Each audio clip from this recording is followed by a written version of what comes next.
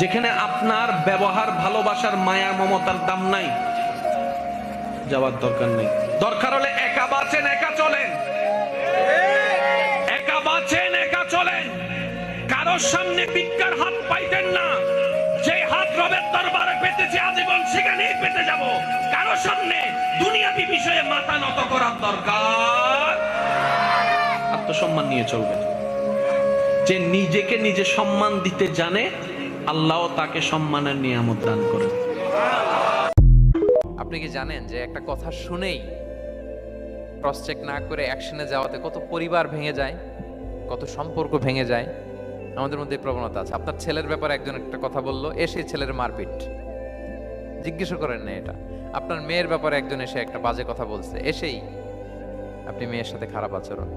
আপনার ওয়াইফের ব্যাপারে একজন বললো আর কি, যে ভাই আপনি এখানে, ভাবিকে তো দেখলাম ওইখানে আরেকজনের সাথে, আপনি এসেই আপনার স্ত্রীর উপর চড়াও অথবা গায়ে হাত তুললেন। তো হতে পারে যে ওই ভদ্রলোক অন্য কোনো মহিলাকে দেখেছে যে দেখতে আপনার স্ত্রীর মতো, এরকম হতে পারে কি পারে না বলেন?